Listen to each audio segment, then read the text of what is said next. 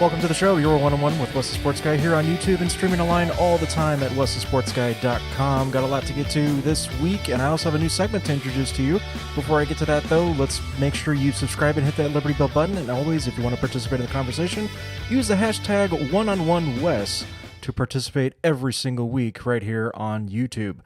Delving right into it, the first topic of the week, Robert Kraft, the owner of the New England Patriots, has been charged for solicitation of a prostitute, along with many other dozens, if not, and actually, in fact, over 100 men are going to be charged with solicitation of a prostitute in the middle of a sex trafficking ring in the state of Florida, with multiple spas that were involved in this terrible, terrible crime. All I have to say about this is that I'm actually kind of perplexed by the coverage of it. I know from a sports angle, it's a little bit weird to cover a story like this. You have to mainly focus on the aspect of it's an NFL owner. That's a very big story in and of itself. But at the same time, the bigger story in fact is the fact that there is a huge sex trafficking ring going on with this. It's modern day slavery. It's the worst of the worst. It's one of the worst things you can do on the face of this earth in its current form right now. And I'm appalled and, quite frankly, pissed off about this. This is something that should not happen in this country. In fact, the entire world, it should not happen. And for that coverage alone, it should be focused on immensely.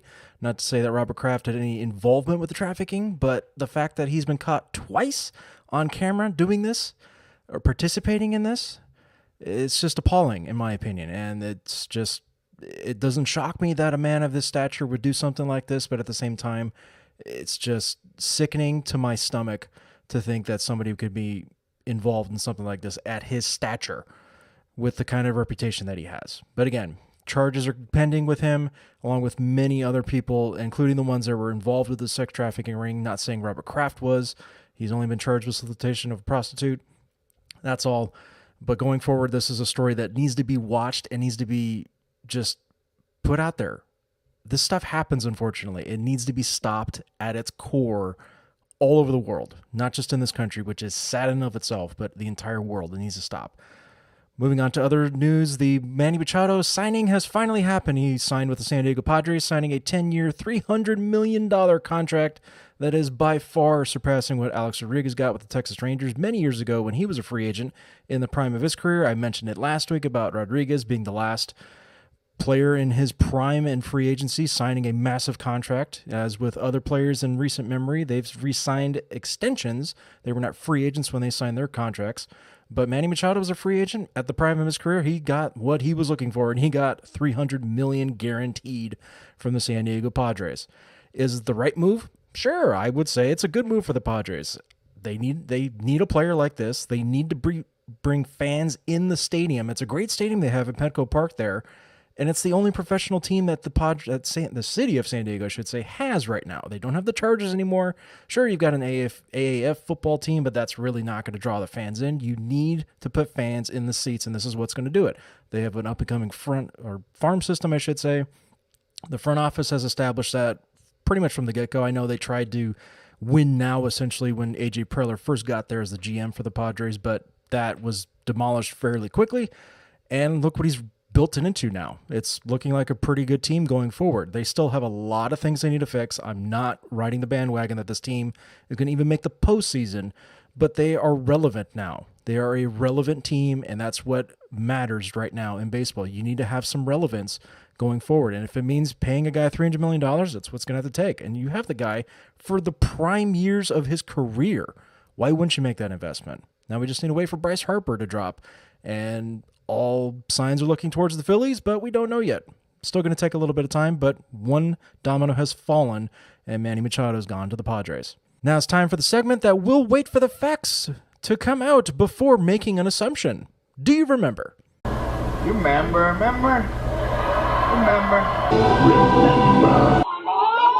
Do you remember the last time a 3-time World Series manager in Major League Baseball had decided to walk away from the game?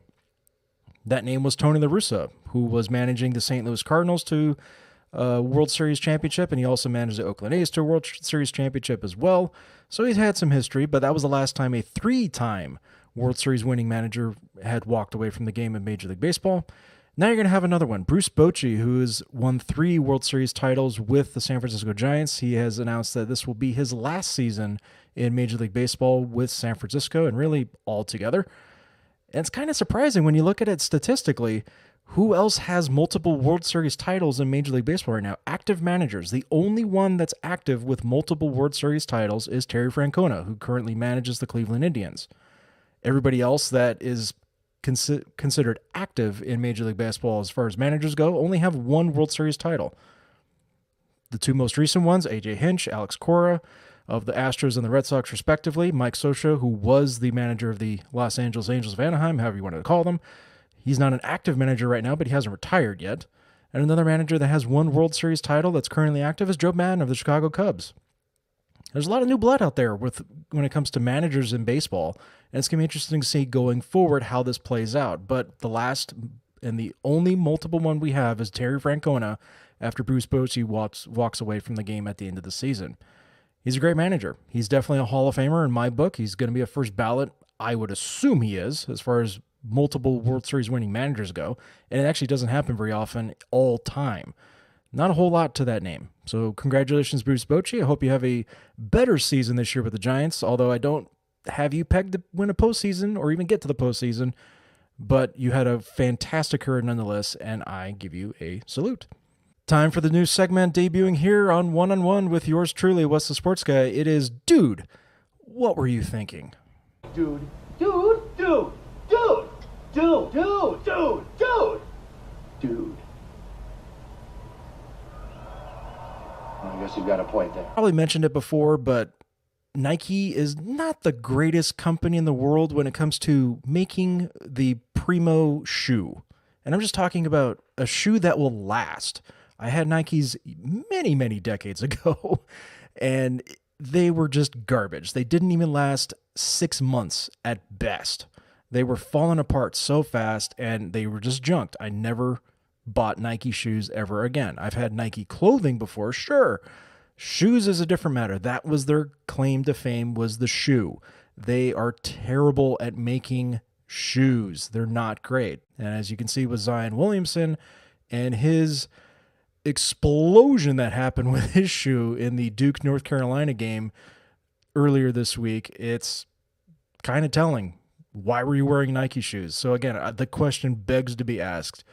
Dude, what were you thinking wearing Nike shoes?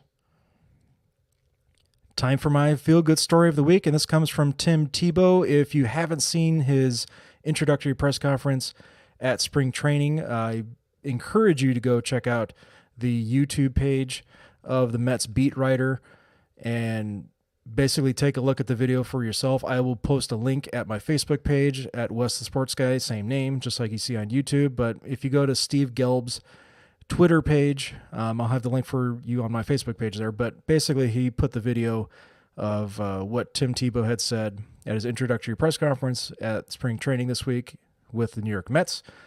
Just a quick backstory real quick. Tim Tebow was basically brought in as, kind of a diamond in the rough, low-level baseball player, you could say. I know he'd played football before, but anyway, he had a pretty good season last year in the minors. He got all the way up to Double-A. He's been invited to spring training, no official guarantee of a contract or a roster spot, obviously, but he's been invited to spring training this year and see what happens. But he had a great year last year in the minors, all things considered, where his age is and how long it's been since he's played baseball. He hasn't played baseball since high school. He didn't play this at Florida. He played football mainly. But essentially the quote I wanted to share with you here is from Steve Gelb's Facebook page. When it comes to talking about his aspirations in life, you're always going to have critics and naysayers and people that are going to tell you that you won't, that you can't, that you shouldn't. Most of those people are the people that didn't, that wouldn't, that couldn't, end quote. I know I kind of butchered it there, but again, if you want to get the full context of this, check out that video. I'll have the link for you on my Facebook page and also in the description of this video as well. Thank you for tuning in this week. I will see you next time here on YouTube. Make sure you like, subscribe, leave a comment, hit that Liberty Bell icon, get all the notifications that have new episodes coming every Saturday. And as always, I'll see you on westthesportsguy.com as well. Spring training has started. As you can tell, I'm ready. I'm excited. I want baseball to happen so much quicker than it's going to. It's going to be here before you know it, though. I'll have previews up at westthesportsguy.com. And as always, thank you. I will see you next time.